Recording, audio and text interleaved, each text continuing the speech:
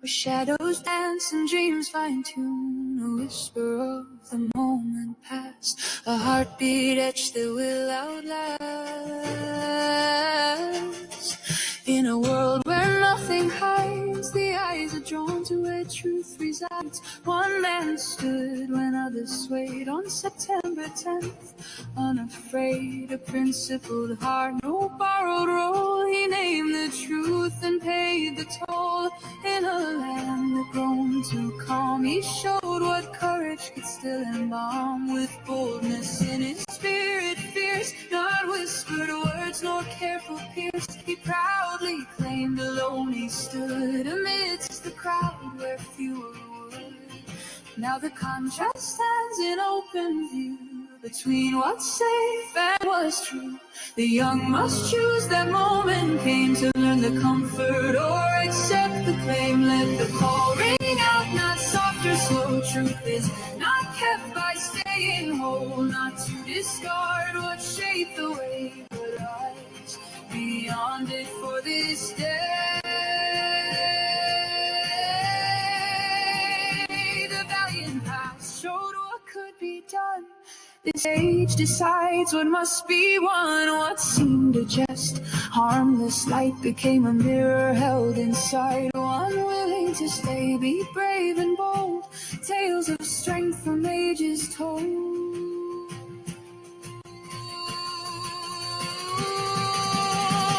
Remember strength from deeper time. Native courage, pioneer spine. They stood when asked for all and more, answering fates, demanding score. Not to repeat, not to replace, but carry forward with discernment's grace.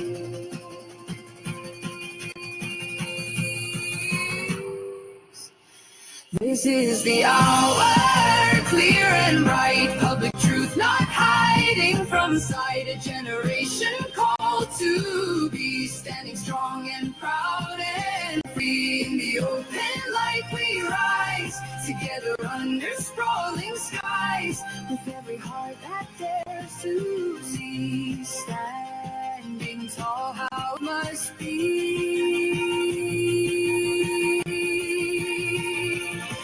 Let the call ring out, let it be known. In the open light, we are not alone. Oh, we are not alone. As we stand in the open light.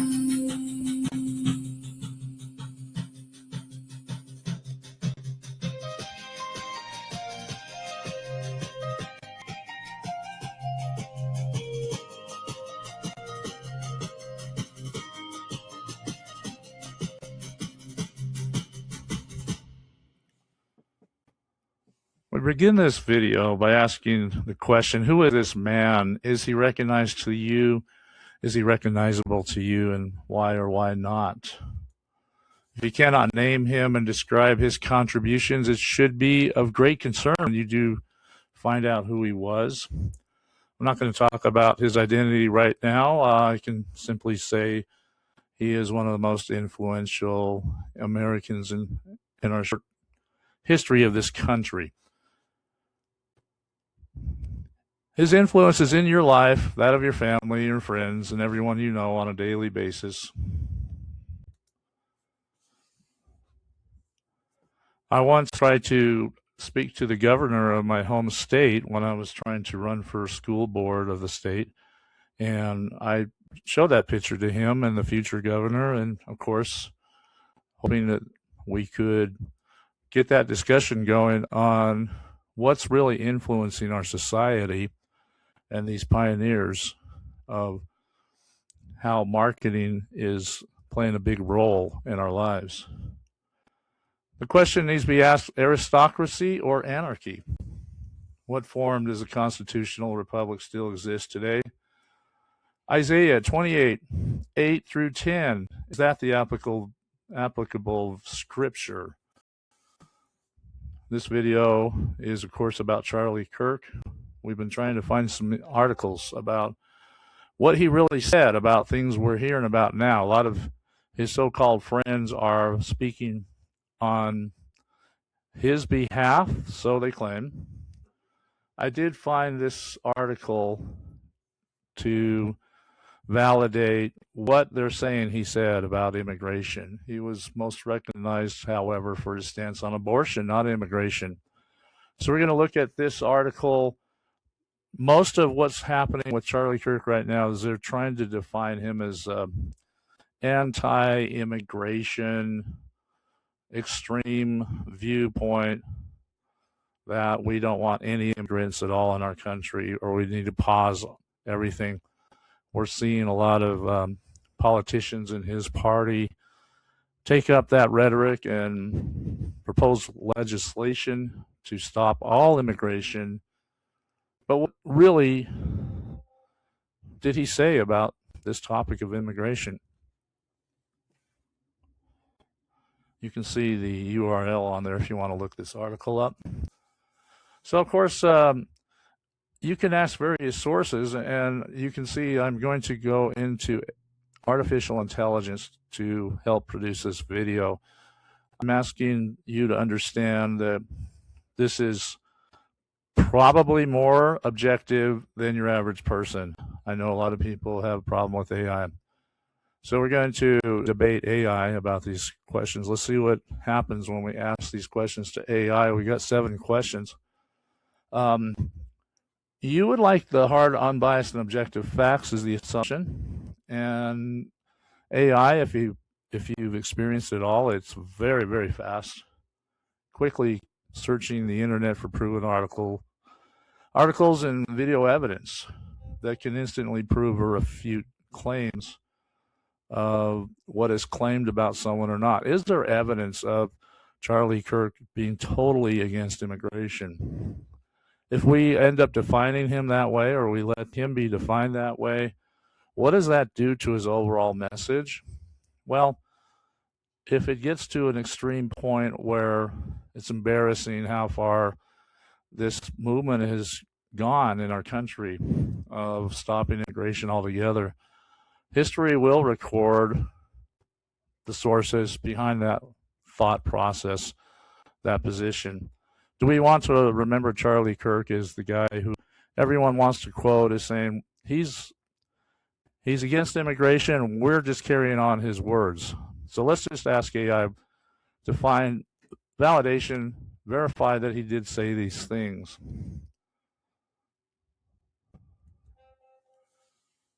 The question we asked was, did he really say the USA should pause all immigration indefinitely? That's what the politicians are saying. We have Chip Roy, who proposed the Pause Act, I believe he calls it. And is that really a truthful representation of what Charlie Kirk was trying to say? So I asked AI. Yes, I went to ChatGPT, and for this one, I did not find a reliable primary source citation. We're gonna look at the response. So please view this as a debate between myself and AI.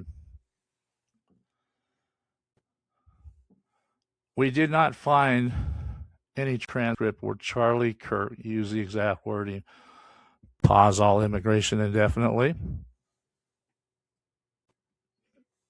But he, according to ChatGPT, explicitly endorsed halting immigration for a long period. He also said people should not be afraid to do that. Okay. Well, let's just dig a little deeper. Did he really say it in those words? So I asked ChatGPT to let me know where it got that information.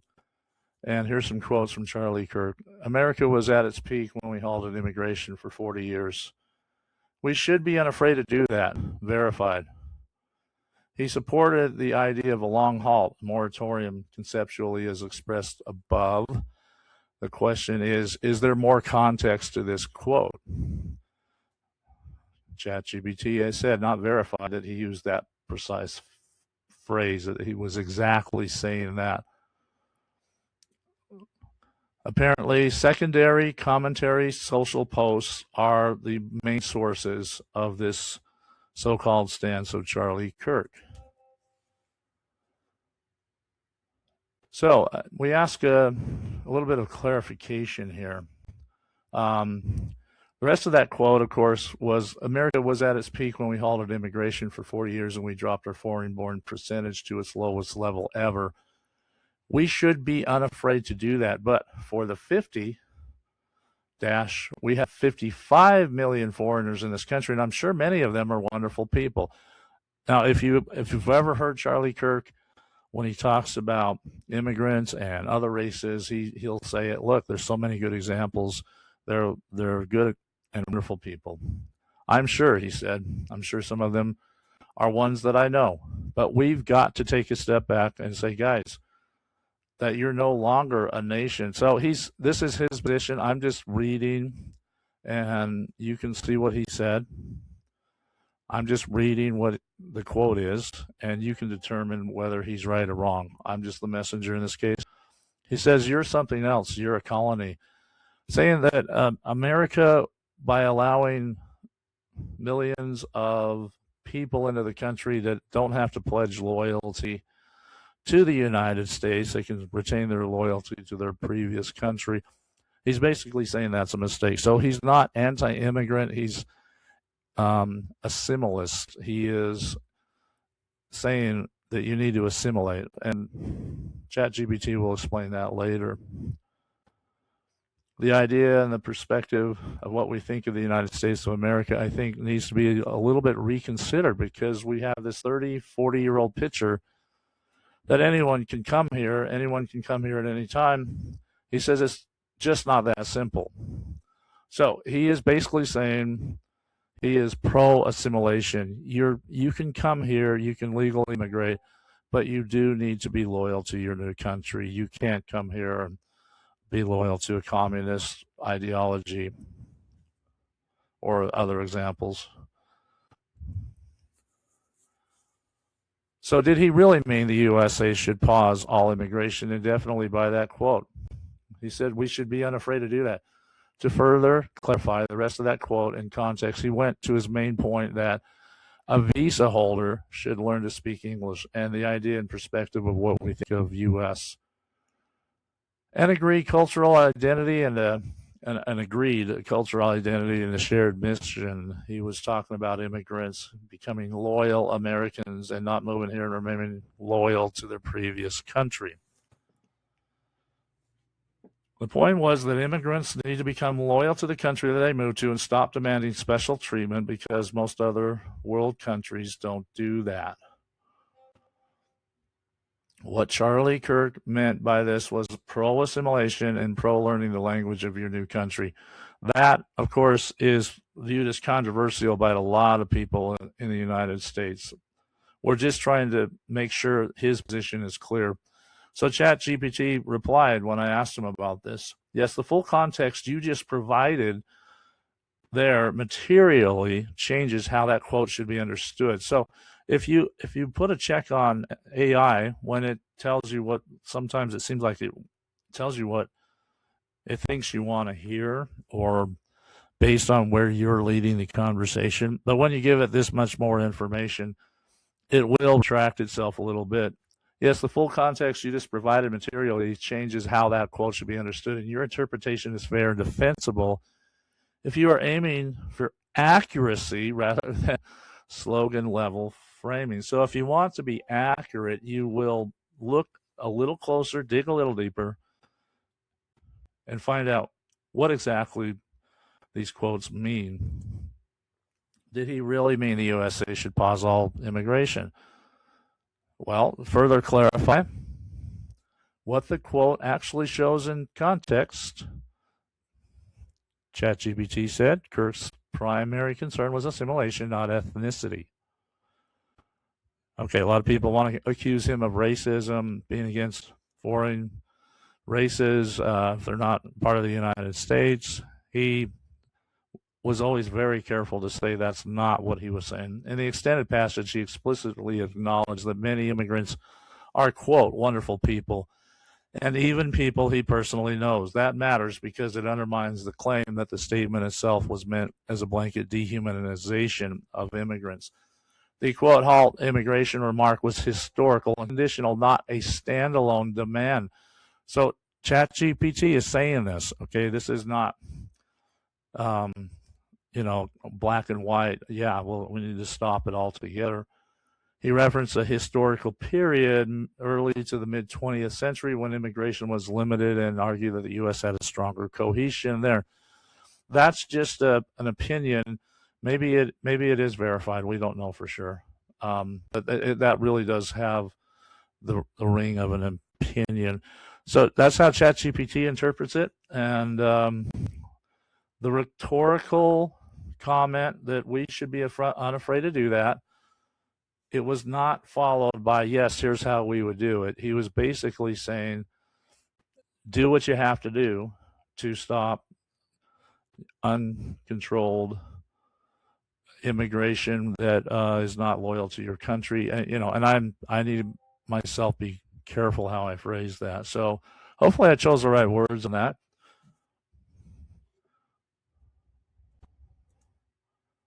Did he really mean the USA should pause all immigration indefinitely? Well, ChatGPT says Kirk's primary concern was assimilation, not ethnicity. The core argument immediately shifted to a national cohesion and loyalty. So his next sentences moved directly into shared language, English. I mean, no one's against speaking other languages in our country. We all can benefit by knowing more languages. But he's basically saying your primary language, the country, is going through a lot of some mechanisms of, do we have to speak every language that everyone speaks? And if you have a business, should you have a translator for everything or somebody that speaks that language? Again, there's a lot of controversy there, both sides.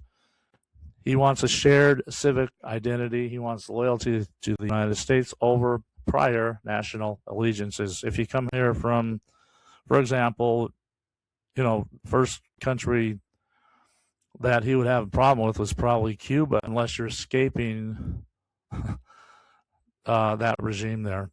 If you brought that ideology, again, I'm trying to choose my words carefully here. I know someone may have a problem with that, but if you come here and we have to cater to your political leanings based on the government you come from, he's saying that's pretty difficult.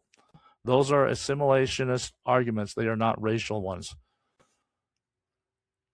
He explicitly rejected the idea of unlimited, unconditional entry. Anyone can come here. Anyone should come here at any time. Was presented as a straw man philosophy he was pushing back against, not something he endorsed. So again, the point is context matters. You can say, well, that article proves that he was anti-immigration. If you read the article, you cannot honestly say that. ChatGPT talks about colony language. So the United States becomes a colony if it doesn't retain a national identity. It was about civic fragmentation, not race. The "you're no longer a nation, you're something else" line was framed around shared mission and national identity, not skin color or ethnicity.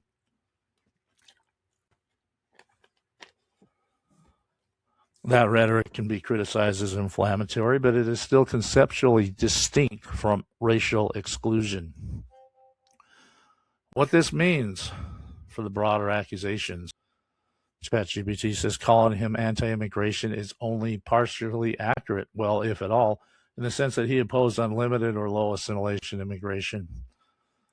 ChatGPT clarified, calling him anti-immigrant is not supported by the quote itself.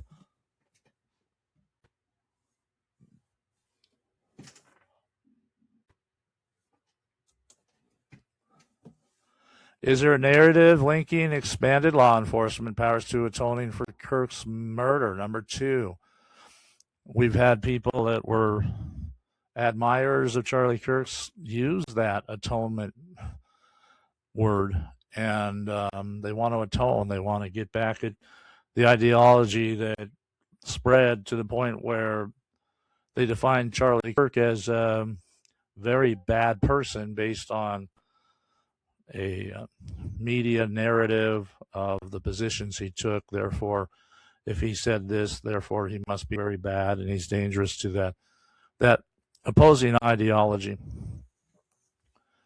Jesse Waters, for example, said, we're going to avenge Charlie's death. Well, that's a little bit strong. That's one example. But expanded law enforcement powers specifically as atonement is a stronger, more causal claim. What's supported by sources I saw, again, I is ChatGPT, avenge/reprisal rhetoric does exist. Turning that rhetoric into, therefore, powers were expanded because of atonement for Kirk requires specific policy evidence, bill, text, executive orders, agency directives explicitly tying authority expansion to his murder. ChatGPT says, I did not see a clean, definitive primary document doing that in what I pulled. Helping ChatGPT to adjust its answer to question 3, are claims about new agents not being trained in 4th or 5th Amendment rights valid? It said, I did not find strong evidence for the claim that new agents aren't being trained in 4th and 5th Amendment rights. Now, that's come up a lot. Are they disregarding 4th Amendment search laws? Can they enter without a search warrant? Can they go into someone's house? Now, it seems like there may be some evidence starting to emerge as this video is being recorded that the 4th Amendment is being loosely interpreted in a way that's concerning.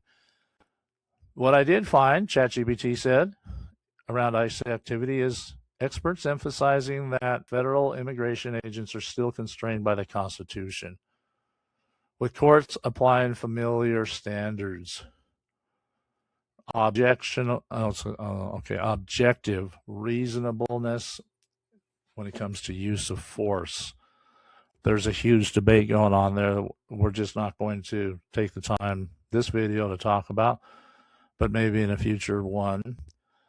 What else does AI say? Explicit statements from use of force experts that standards are trained broadly across law enforcement while noting oversight and accountability systems differ.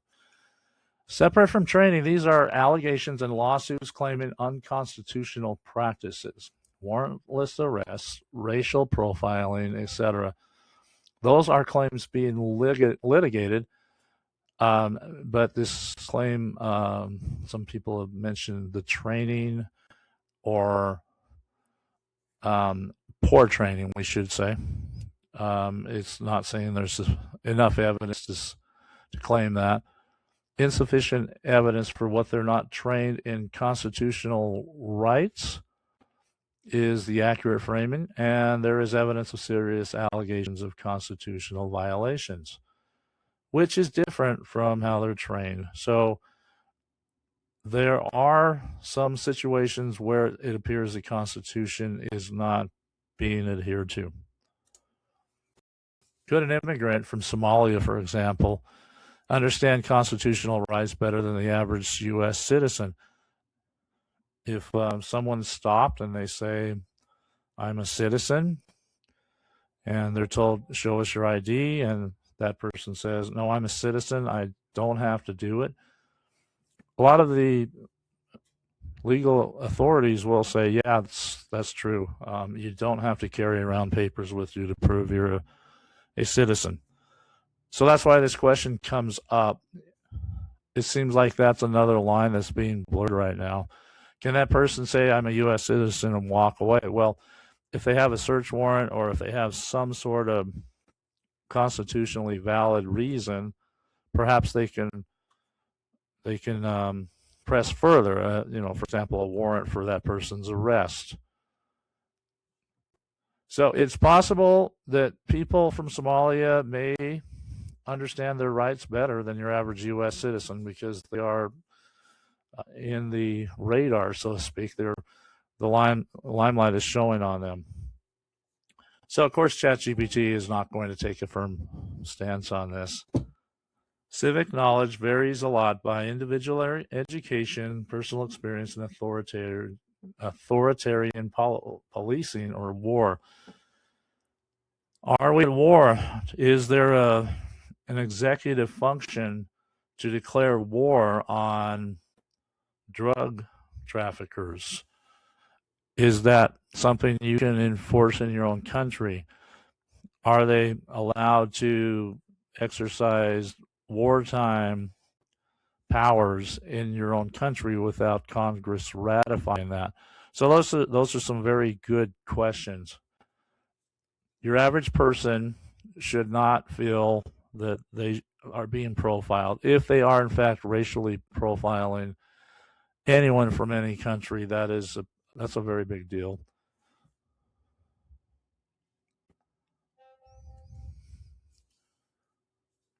So we're going to talk about Charlie Kirk again in the context. Is he being redefined as a 100% anti-immigration racist with no evidence? Now, of course, that term racist is being thrown all around a lot, and we all have this experience, I'm sure, with a lot of people claiming something that we need to believe, and then you look into it and find out later there's no evidence or justification to be using these words towards others. The story of the boy who called wolf comes into mind.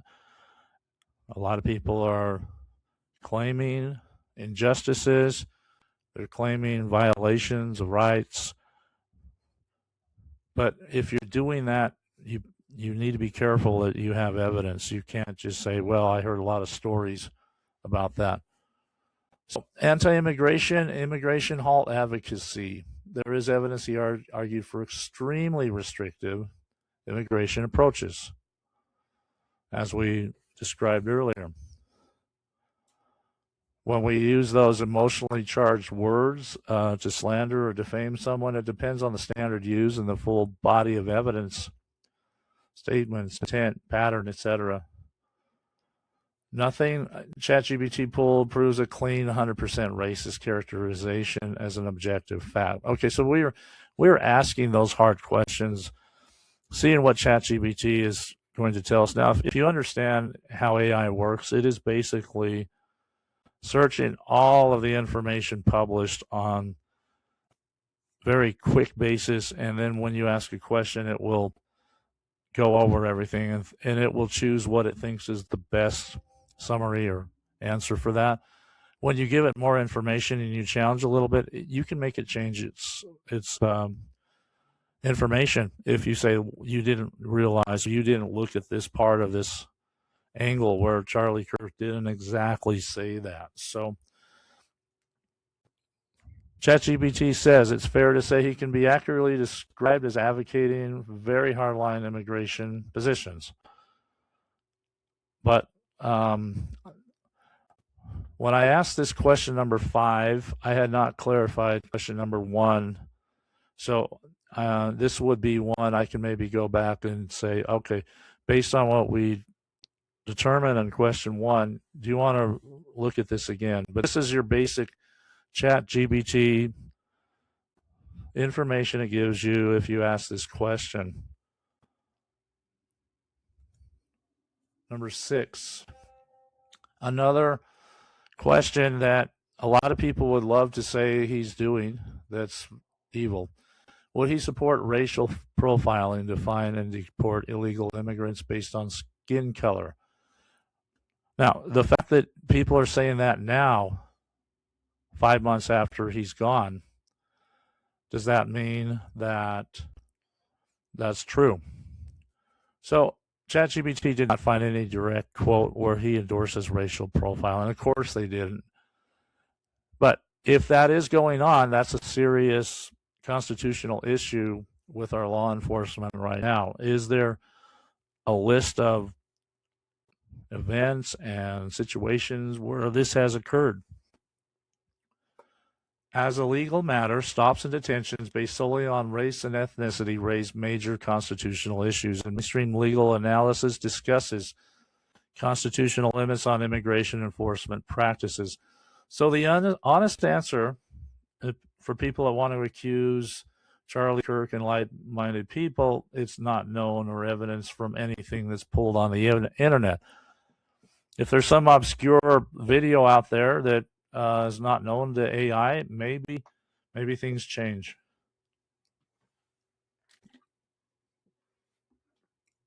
Ask for a verbatim quote, date, and clip. So are the people that knew Charlie Kirk exploiting this angle of I was close to Charlie to push actions he may not have agreed with?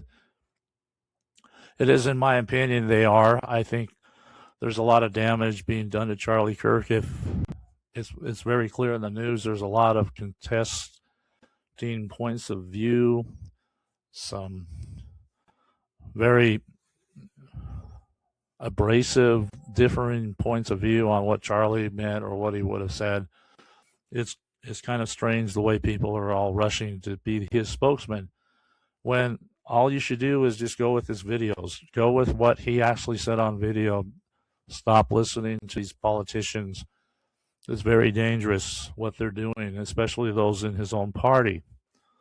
This is plausible that these people maybe did know him, but it really does sound like they're putting their agenda in his mouth, which is very, very unethical.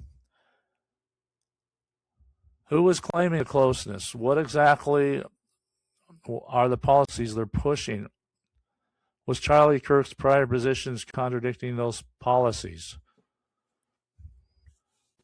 So we've just seen some bizarre things happen as a result of carrying on Charlie Kirk's agenda and legacy.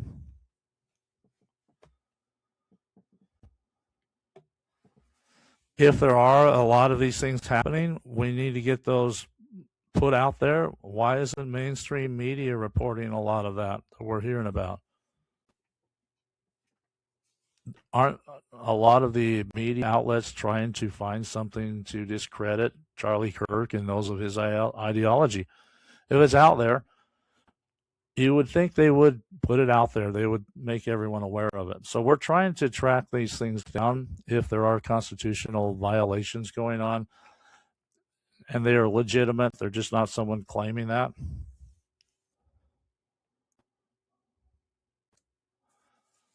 Okay, we're going back to the title of this video. A lot of people would love to just forget about Charlie Kirk. So we're seeing a lot of cracks opening everywhere in our country right now. And in the false narratives people have been fed to fight with each other. And it's almost like there's a design to get people to argue and everybody disown their friends or family and demand that they accept what the version you have. So this will also include the unquestioning culture of the LDS Church where he was killed in Utah. You're taught and you teach others to not be inquisitive or delve into topics that are not easily explained and accepted by the anti-Mormon forces who shame you. A little bit of a typo, I apologize. This opens a Grand Canyon-sized void that allows the only ones who feel emboldened to ask and answer those questions, meaning the anti-Mormons themselves, will be happy to ask these questions that if it can discredit the LDS Church. They fill in all missing gaps from the most slanderous and murderous sources possible. Then you wonder why so many LDS people fall away and apostatize from LDS membership ranks. What are you preserving? There have been significant instances of people in the LDS Church being taught to marginalize, thinking of the original pioneers, for example, early leaders of the LDS Church, with its beautiful history and story. And does that still have meaning in the LDS Church of today? Among a lot of the members, it does. The biggest contributions of Charlie Kirk seem possibly to have awakened a sleeping religion right now. If the youth that was attending his rallies and hearing his message were to carry that on, wouldn't that not be clear openings for sincere-minded LDS youth to begin fearlessly asking and investigating those formerly off-limits topics like abortion? What was his message on abortion?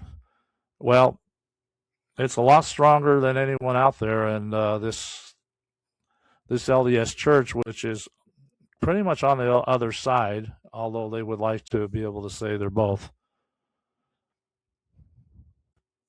What's happened to that topic in the Mormon faith over the decades? Well, it's gone away from a stance against abortion. It's totally different than Charlie Kirk. So if he's pushing that message, it can be a little bit of a threat to the people that just want status quo. Most accurate way to summarize his position based on this passage alone. Charlie Kirk argued that large-scale immigration without assimilation weakens national cohesion, and that immigrants should adopt a shared language, civic identity, and loyalty to the United States. He referenced historical immigration limits as an example, but emphasized cultural unity rather than race.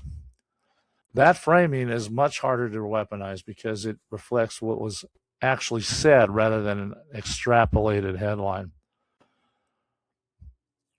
People are disturbed about the murder of Charlie Kirk, and if you're critically thinking, there's an undeniable reality that his death was not about anything he did wrong, but rather was a result of false narratives created by propagandist media assigning him labels such as extremist for exercising his rights of free speech to say out loud many of the truths we all see in society today that are obvious yet not perceived as safe to say by the masses.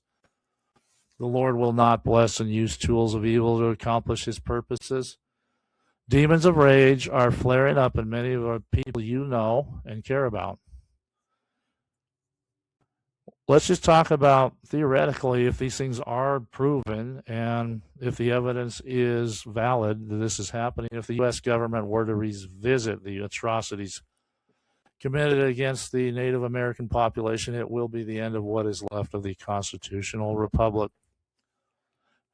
The Mormon religion teaches that both American continents are scripturally promised to be inherited by the indigenous peoples of the land. Do not resort to evil means in an attempt to help accelerate this promise. You need to trust in the plan that God has created and not try to use disingenuous means to influence it. If the general church classifications, I'm talking about Christianity in general, all these churches and denominations, if they celebrate or try to bring back a history of oppression and abuse towards Native American populations in the name of Christianity, it will accelerate this American Christianity's version of religion and lead to its extinction. You cannot deny that many of those atrocities were represented and celebrated as Christian causes. The American history, you can look at Wounded Knee, for example. A lot of men that were murderers of innocent men and women and children got medals for that. General Miles represented that as a necessary thing. The truth of that came out later, that it was a massacre and a very evil thing the United States government did. So please do not spread slander about civilians you do not have information about. The point of this is, if you stand in a place that's correct and you stand on truth, you will be strongest. If you have to mix a little bit of lies and slander in with your position, you are not helping. Law enforcement, 911 channels need to be clear. If people are calling about, is ICE coming to our community, or we have these rumors going around of things coming to where you live. Well, make sure it's verified before you do that, because that creates a safety hazard. People really need emergency services. So it took a non-member of the LDS Church to lose his life in Christian martyr-like fashion to drive the point home that when you allow your instincts to be silenced when speaking out against obvious evils, you allow things to build up until good men are slain. When an effort to return to truth is attempted, Charlie Kirk has enraged Satan and those who have joined ranks with Satan to the point where evil felt desperate to silence him before Charlie Kirk made too much of an impact among the LDS people. Particularly with Charlie Kirk's stand on abortion, the time has arrived where topics of truth can be discussed again. The unspoken realization of the Charlie Kirk passing left an unspoken truth regarding LDS behaviors. So Charlie Kirk has clearly stirred up the rage of minions of Satan and Satan himself. We're no longer living in an age, the age of information. It feels like we're in an age of controlled information, millions of variations of misinformation, controlled information. There's millions, if not billions now, of possible variations of truths that each person adopts what they believe to be true based on their internet research. So if you have found communicating with practically everyone has become a challenge, you may be onto something.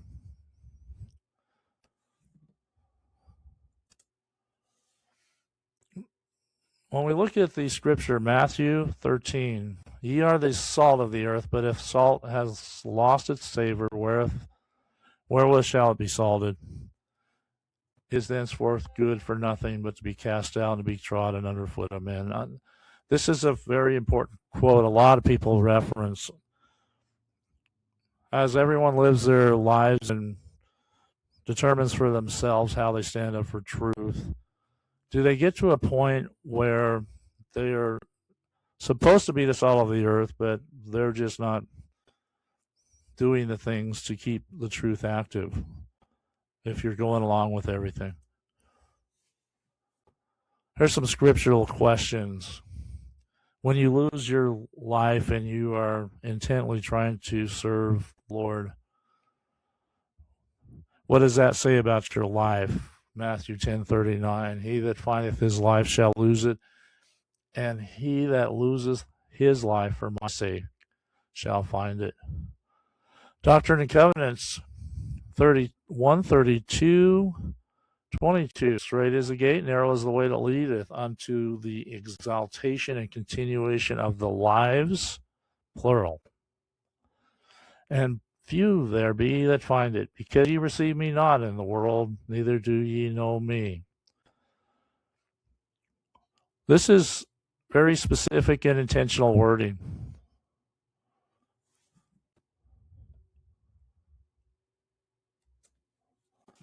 Does this raise questions about the LDS priesthood again? So Satan has definitely made his power known in recent months, more than ever that we've seen in the 2020s anyway. He seems to be unabashedly staking his claim that he is in charge, or is he really? A man who is not a member of the LDS Church comes to the state to help the youth learn what it means to be valiant for truth, helping our youth find the Lord in the way they need to find him. To resolve all of this, it seems it might require a complete stepping away from what you were taught to think or think you understand to bring back an early understanding of the gospel church members had, as taught by Joseph Smith. This is artificial intelligence asking ChatGPT to kind of give us a summary. So again, this is something you can read, you can listen to. Is it something from me? I'm trying to get a discussion going here. That means putting things here in this video I may not personally agree with or that I wouldn't have written. But here's what ChatGPT says. Comfort has become a governing principle. Economic stability and institutional cohesion have created a culture where standing out is treated as recklessness and moral clarity as unnecessary provocation. Men are encouraged to be agreeable rather than valiant, careful rather than courageous, quiet rather than clear.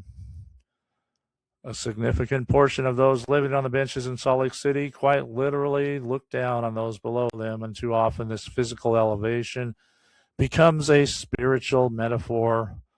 Economic comfort breeds assumptions of moral superiority that are quietly taught to children who learn early whom they are expected to admire and whom they are permitted to ignore. Something I said got it to say this. So yes, I did have a conversation with ChatGPT and talked about some of my life experiences, but this is what it concluded. We have a verdict on the power of social media, at least by government officials.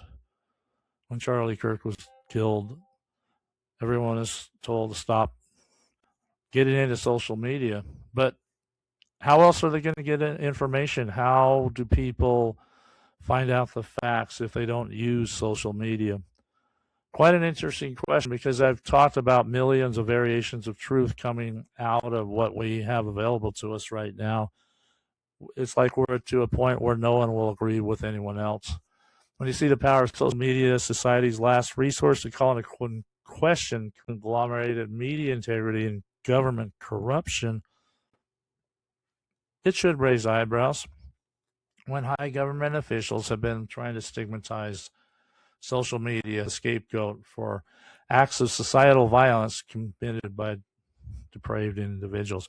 What if our government had been more active in trying to promote truth and transparency in government and way information is controlled, and they were valiant to challenge the sources of information that pay their salary or the lobbyers, the lobbying interest?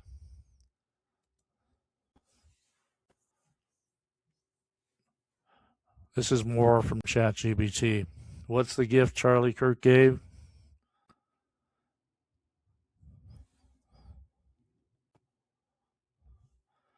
His posture stands out sharply, as you can see. Charlie Kirk now stands, intentionally or not, as a mirror held up to Utah's religious culture, not because he was or was not LDS, because he modeled a willingness to speak plainly, accept costs, and refuse moral evasion. This is a definite contrast to the culture in Utah, or the LDS culture. The questions his example raises are not political, they are theological and existential. The LDS men, are they being molded to be valiant or merely agreeable? Do we teach courage as a virtue to be lived or only admired after it's punished? If the gate is narrow, why are we surprised when walking it invites resistance? This is ChatGPT talking to me. Hopefully some other people can look at this and see, is there something that is figured out, or is it just this general summary? The narrow way was never meant to be comfortable. If it feels safe, it may no longer be narrow at all. LDS scripture repeatedly emphasizes the gathering uplift of the house of Israel in the Americas, including indigenous peoples of both continents. The vast wealth contained within the church is not a badge of divine favor. It's a test of moral seriousness. Consecrating the riches of the Lord's church to his people, the house of Israel. Is there some sort of future with this wealthy church, the money being used to gather the house of Israel?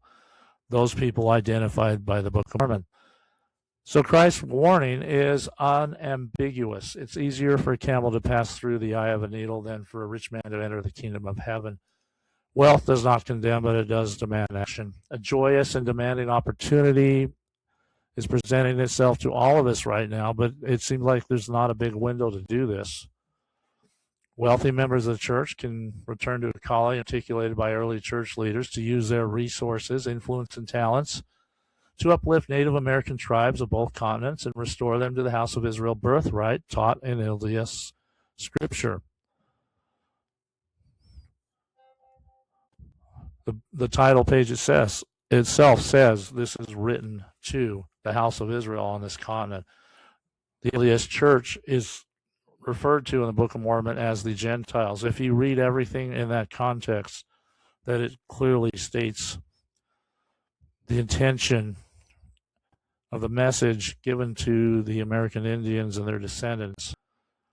You have the American Indians that lived here on both continents, as Joseph Smith taught, not the redefinition of limited geographical areas that's trendy in the church. That's all going to fall apart and go away.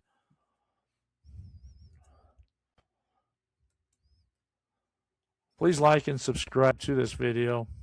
Thank you for listening.